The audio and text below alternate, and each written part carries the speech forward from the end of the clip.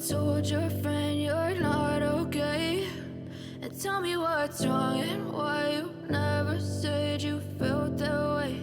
And guess you're trying to stay strong and fake a smile until I look away. But I've known you too long, it hurts to watch your blue eyes fade to gray as you fade away,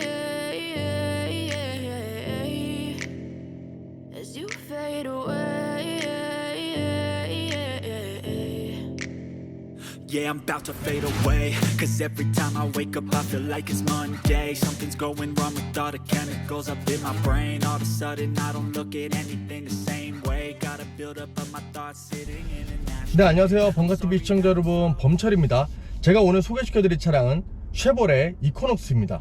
이 쉐보레 이코녹스 같은 경우는 뭐 중형 SUV죠. 뭐 경쟁 상대로 르노의 QM6, 그리고 새로 나온 쌍용의 토레스, 그리고 현대 기아의 지금 포지션이 좀 애매해졌어요. 뭐 소렌토, 산타페, 스포티지, 투싼 모두 이렇게 경쟁 상대라고 볼 수가 있는데, 이 이코녹스 같은 경우는 이번에 페이스리프트가 좀 상당히 좀 조용하게 나온 편이에요. 그렇기 때문에 이 쉐보레 이코녹스 과연 제아의 숨은 고수일지 아니면 그냥 제아의 방치해 둬야 될 그런 차일지 저와 함께 지금부터 한번 알아보도록 할게요. 이 차량이 페이스리프트가 되면서 디자인이 살짝 변화가 있어요. 일단 전면부가 제일 많이 바뀐 것 같아요.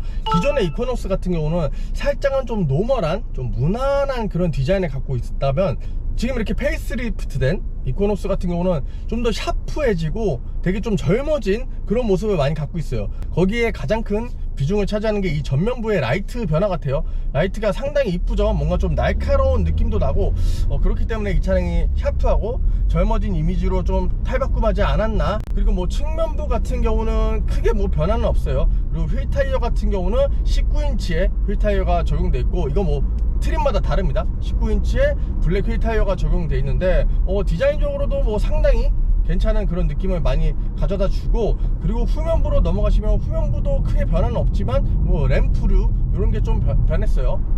현재 쉐보레 차들에 많이 적용되어 있는 그런 리어 램프로 바뀌면서 전반적으로 페이스리프트 말 그대로 디자인을 살짝 더 업그레이드 시켰다. 근데 이 업그레이드 방면이 좀 좋지 못한 차들도 많잖아요. 하지만 이코녹스 같은 경우는 디자인이 상당히 이뻐졌다 라고 볼 수 있겠습니다. 이번에는 실내를 한번 볼게요. 실내로 딱 들어오면 실내 디자인은 좀 아쉬워요. 디자인 자체가 좀 올드해요. 이게 한 5년 전쯤 나오면 그래도 좀 봐줄 만한 디자인을 갖고 있지만, 지금 와서 뭐 경쟁 차량들과 비교해 봤을 때는 좀 상당히 좀 모자란, 좀 투박한 그런 실내 디자인을 갖고 있다고 보여져요. 먼저 스티어링 휠 같은 경우는 뭐 쉐보레 차량들에 많이 적용되어 있는 그런 스티어링 휠을 가지고 있어요.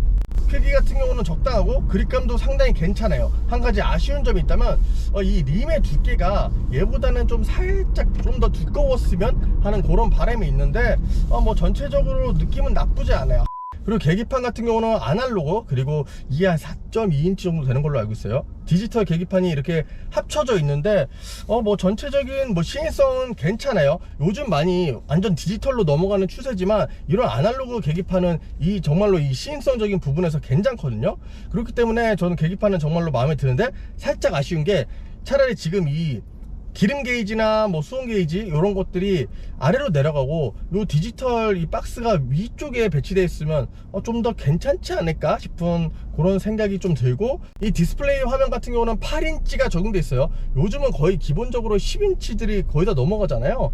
그렇기 때문에 요 크기는 상당히 아쉬운데, 뭐 반응성이나 이런 것도 상당히 괜찮고, 무선으로 뭐 애플 카플레이어 그리고 안드로이드 오토 이런 것들이 다 지원된다는 점, 그런 점은 상당히 괜찮고, 그리고 밑으로 내려가시면 이 공조장치나 이런 버튼들이 다 물리 버튼으로 적용돼 있어요. 물리 버튼이 아무래도 운전하면서 조작하기가 상당히 직관적이고 좋기 때문에 요 점은 상당히 칭찬해 주고 싶고, 근데 한 가지 아쉬운 점이 있다면 옵션이에요. 옵션 같은 경우는 지금 제가 타고 있는 등급이 RS 등급으로 최상위 등급 바로 밑에 차량이죠.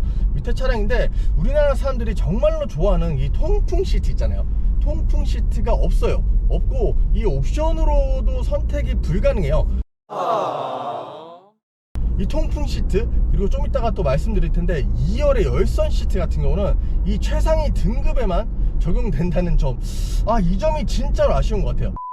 그 아래쪽에 내려가시면 기어 레버 그리고 옆에 컵홀더가 배치가 돼 있어요. 기어 레버 같은 경우는 디자인은 상당히 좀 투박한 그런 느낌을 갖고 있는데 일단 뭐 그립감이 상당히 괜찮네요. 그리고 이 이코넉스 같은 경우는 뭐 쉐보레 차들이 좀 이런 특징이 많아요. 만약에 수동 모드로 조정할 때 요즘 차들 같은 경우는 이 패들 시프트가 달려있는 경우가 많잖아요. 이 스티어링 휠 뒤쪽에 이렇게 기어를 조정하는 이런 레버가 있는데 이 이코넉스 같은 경우는 이 기어 변속기 옆쪽으로 이렇게 달려 있어요. 그래서 이 기어를 L 레인지까지 내린 다음에 요 옆에 버튼 가지고 기어를 올렸다 내렸다. 그렇기 때문에 요즘 패들 시프트에 많이 익숙하신 분들에게는 이게 좀 불편하지 않을까 싶은 그런 생각이 들고, 근데 뭐 막상 또 적응되면 뭐 괜찮을 것 같긴 해요. 그 다음에 여기 센터 콘솔을 보시면 센터 콘솔이 굉장히 깊어요. 그래서 굉장히 마음에 들거든요. 이게 막 사이즈가 옆으로 막 넓거나 그러진 않아요. 대신 안쪽으로 되게 깊기 때문에 뭐 이것저것 잡다한 것들 많이 때려 넣기는 상당히 괜찮은 그런 구조라고 볼 수 있겠네요. 자, 그리고 시트 같은 경우는 전동 시트가 적용되어 있고 뭐 착자감 같은 경우도 뭐 상당히 괜찮아요. 그리고 은근히 옆구리를 잘 잡아주거든요. 그렇기 때문에 시트 느낌은 이 정도면 합격. 자, 그리고 뒷좌석으로 넘어가면 제 키 179 기준으로 운전석을 딱 세팅했을 때 뒤에 앉으면 주먹 공간이 한 2개 정도가 들어가요. 그렇기 때문에 뭐 패밀리용으로도 사용하기에 상당히 괜찮은 그런 공간을 갖고 있고, 뭐 머리 공간도 충분하죠. 그리고 뭐 옵션으로 봤을 때는 이 송풍구만 있어요. 안타깝게도 제가 아까 말씀드렸다시피 가장 최고 등급을 선택해야만 열선 시트가 들어간다는 점, 이 밑에 등급에서는 옵션으로라도 선택할 수 없는 게 이거는 진짜 좀 마이너스적인 그런 요소라고 저는 보여져요. 그리고 또 가장 최고 등급으로 가야만 이 보스 오디오가 적용된다는 점, 아무튼 이 등급에 대한 이런 것들을 너무한 것 같아요. 이거는 옵션 장사를 안 하는 이만 못하는 그런 구석을 갖고 있어요. 그래서 옵션적인 부분에서는 진짜로 많이 아쉽다. 그리고 추가적으로 2열 시트 자체가 살짝의 리클라인이 돼요. 그리고 마지막으로 트렁크를 볼 텐데, 트렁크도 지금 RS 등급인데도 전동 트렁크가 적용이 안 돼 있어요. 그래서 좀 아쉬운 부분이 좀 계속 보이죠. 그리고 열었을 때 공간은 진짜 넓어요. 이게 한 840리터 조금 넘나? 그렇기 때문에 트렁크 공간이 상당히 괜찮고, 그리고 2열 시트까지 뭐 폴딩하면 뭐 차박도 충분하고 상당히 널널한 그런 공간을 갖고 있어요. 근데 전동 트렁크는 좀 넣어주던가. 자, 이번엔 쉐보레 이코넉스 일반 주행에 대해서 한번 알아볼 텐데, 일단은 뭐 시트 포지션이 괜찮아요. 뭐 시야 각 같은 것도 상당히 괜찮고, 사이드미러도 굉장히 큰 게 달렸어요. 그렇기 때문에 뭐 사각지대 같은 것도 뭐 최소화되는 것 같고, 그리고 만약에 다른 차들을 타다가 이 차를 탔을 때 처음에 좀 이질감 드는 부분이 이 브레이크랑 좀 악셀이에요. 일반적인 차들보다 브레이크는 좀 이렇게 튀어나와 있고 악셀은 좀 들어가 있거든요. 그렇기 때문에 브레이크에 이렇게 만약에 시트 포지션을 딱 맞추면 악셀을 좀 이렇게 다리를 뻗어서 밟아야 되는. 그리고 이 차의 파워트레인 같은 경우는 기존의 디젤에서 가솔린으로 바뀌었어요.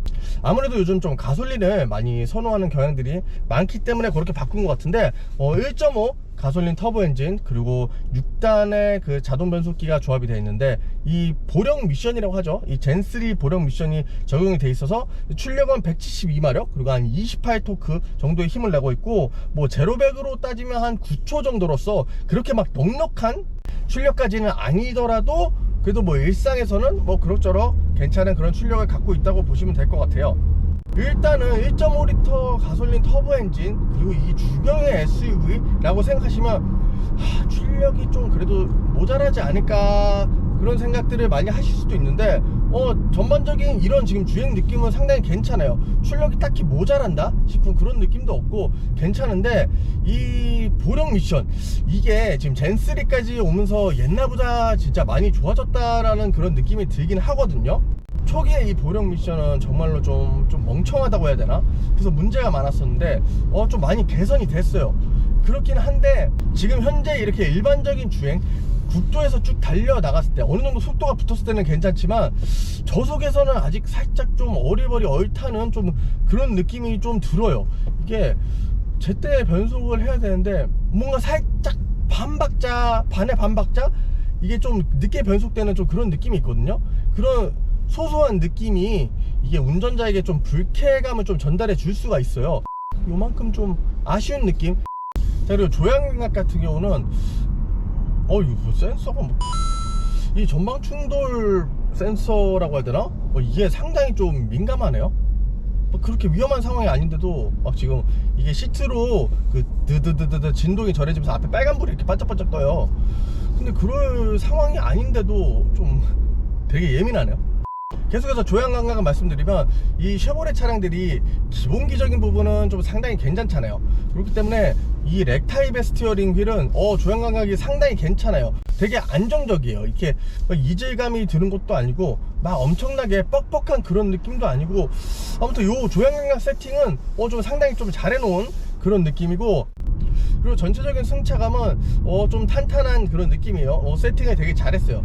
좀 편안하긴 하면서도 그렇다고 너무 물렁물렁하지 않은 그런 느낌을 주기 때문에 요런 뭐 승차감적인 부분은 그래도 괜찮다고 보여지고, 소음 같은 경우는 좀 노멀해요. 이 급의 차들이 좀 굉장히 좀 정수성이 좋은 차들 있잖아요. 뭐 QM6도 그렇고, 뭐 새로 나온 뭐 투싼이라든가 뭐 스포티지 요런 것도 좀 정수성이 좀 괜찮은 편이죠. 근데 얘 같은 경우는 뭐 풍절음이라든가 외부 소음 요런 거는 좀 차단을 잘 해놨어요. 근데 하부 소음이 좀 생각보다 좀 많이 올라오는 편이고, 그리고 이 엔진의 거친 음색 요런 게 좀 많이 좀 유입되는 편이에요. 그렇기 때문에 뭐 정숙성으로 봤을 때는 그냥 쏘쏘.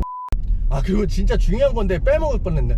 이 차가 반자율 주행 기능이 없어요. 그냥 일반 크루즈 컨트롤만 적용이 되어 있거든요. 이게 옵션으로라도 선택이 불가능하고, 뭐 최고 등급 사양도 마찬가지죠. 그렇기 때문에 이 부분이 이 차량의 판매에도 상당히 영향을 미치지 않을까? 이 반자율 주행 기능 같은 경우는 요즘 거의 필수로 들어가잖아요. 이 고속도로 같은데 주행할 때 굉장히 편하거든요. 그것도 없다. 이거 아무래도 좀 문제가 좀 있어 보이죠. 잠깐 쉬었다가 주행 성능 한번 보도록 하겠습니다. 자, 이번에 쉐보레 이코넉스 기본기 테스트를 한번 해보기 위해서 와인딩 코스로 이렇게 가고 있는데, 이 차를 지금까지 보면서 느낀 점은 그냥 일반적인 주행에서는 뭐 상당히 뭐 괜찮은 그런 느낌을 많이 전달해줘요. 다만 지금 이 센서라고 하죠, 이 충돌 방지에 대한 이 센서가 상당히 예민해요. 이게 센서가 딱 작동되면 엉덩이 쪽에 뚜뚜뚜뚜뚜 이렇게 진동을 주거든요. 근데 제가 봤을 때는 이렇게 전혀 위험한 상황이 아닌데도 중간에 자꾸 이게 작동을 해가지고 깜짝깜짝 놀라는 그런 경우가 좀 발생을 하고, 주행 모드가 따로 없어요. 그렇기 때문에 뭐 주행을 일반 모드로 할 거고, 그리고 현재 지금 외기 온도는 21도로 좀 선선한 그런 날씨네요.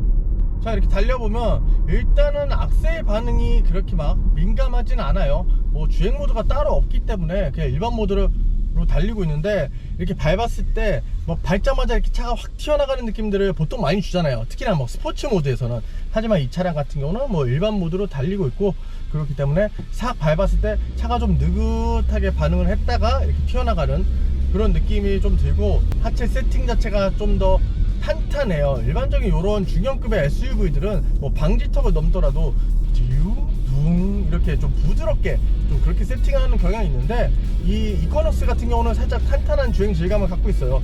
그렇기 때문에 이렇게 방지턱을 만약에 넘으면 이렇게요, 턱 이렇게 속도가 그렇게 높지 않아 30km 정도로 넘었는데도 툭 해서 툭 떨어지는 그런 느낌을 갖고 있어요. 자, 본격적으로 가속을 하면, 자, 일단 엔진이 미친듯이 날뛰어요. 아주 미친듯이 날뛰는데 속도가 막 그렇게 빠르진 않아요. 이게 제로백이 한 9초 정도 수준이죠. 그렇기 때문에 그냥 무난한 가속 느낌을 갖고 있고, 이렇게 코너를 들어가게 되면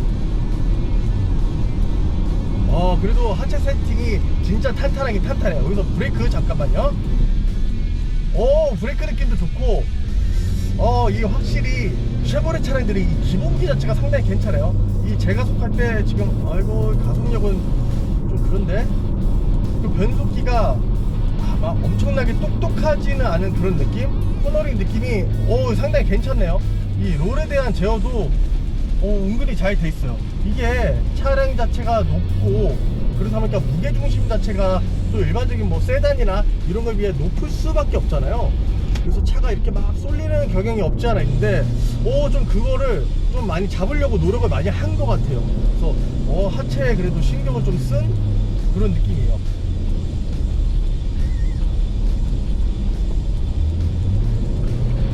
나왔을 때 살짝 뒤가 털리는 그런 경향이 살짝은 있어요. 자, 여기서 다시 한번 브레이크 잡을게요. 지금 차가 없기 때문에 또 급브레이크. 이거 급브레이크 상황에서 차가 그렇게 좋지 못하네요. 엄청나게 그렇게 막 안정적인 브레이킹 느낌은 아니에요.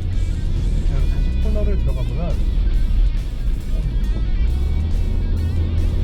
엉덩이 마사지 좀 그만해 이 센서야. 느낌이 야릇한데. 이 코너를 그래도 들어가는 느낌이 괜찮아요. 이 핸들링 느낌 자체가 상당히 괜찮고, 이게 속도가 그렇게 안 빨라서 그런가? 굉장히 확실히 좀 부드럽게 돌아나가는 그런 느낌이네요. SUV임에도 불구하고 확실히 쉐보레가 기본기 자체는 좀 탄탄하게 만드는 그런 느낌이에요. 괜찮은데? 엔진이 좀 거칠어요. 이 차가 출력이 한 170 마력 정도 나와요. 이 정도 출력을 뽑아내기 위해서 엔진이 굉장히 열심히 일을 하고 있다는 그런 느낌이 들 만큼 엔진이 미쳐 날뛰어요. 자, 그리고 이 차가 휠베이스가 그렇게 짧은 그런 차량이 아니에요. 근데도 이 앞머리가 파고들고 이 뒷바퀴가 따라오는 느낌이 그래도 상당히 괜찮은데요? 막 뒤가 커너가 심하면 살짝 뒤가 털리기는 하는데 그래도 제어를 되게 잘 해놨어요. 자, 이렇게 돌아가는 게 진짜로 깔끔해. 이 급의 SUV 중에서는 그래도 얘가 기본기가 제일 좋은 것 같은데? 자,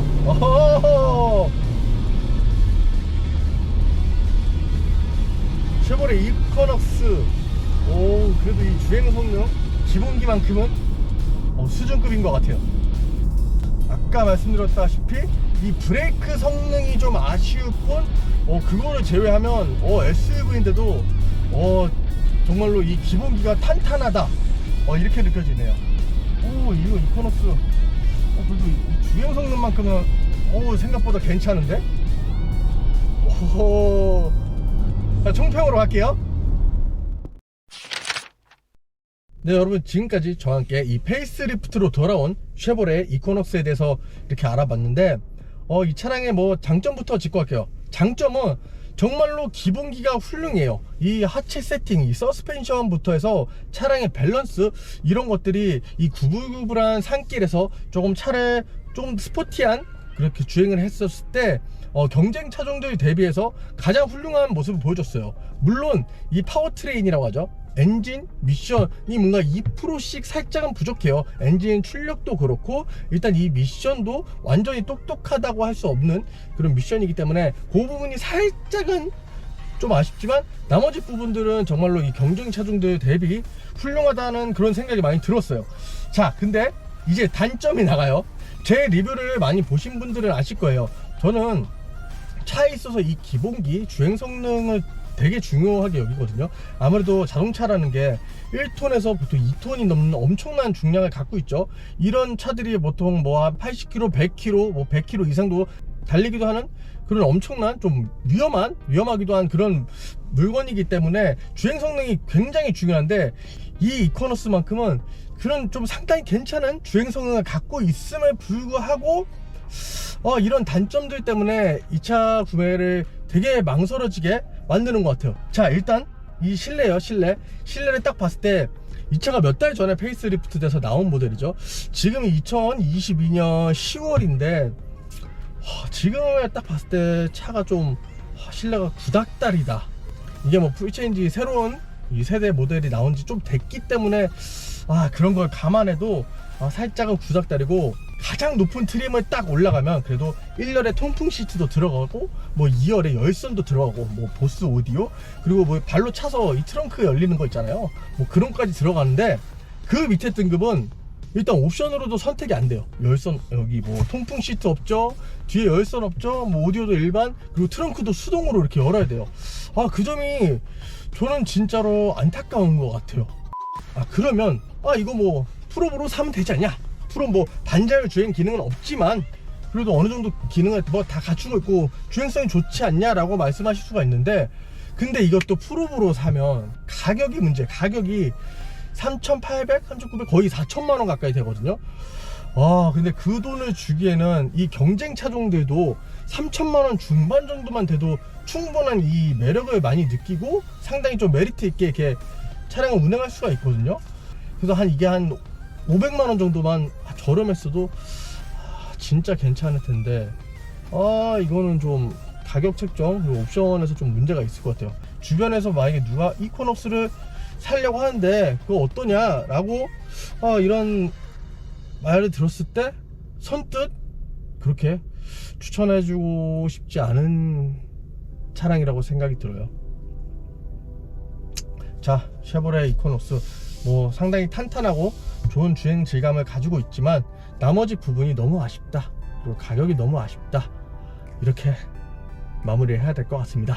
자, 다음에도 재밌고 좋은 차량 그리고 영상으로 돌아오게 될 테니까 구독과 좋아요 항상 많이 눌러주시기 바라겠습니다. 감사합니다.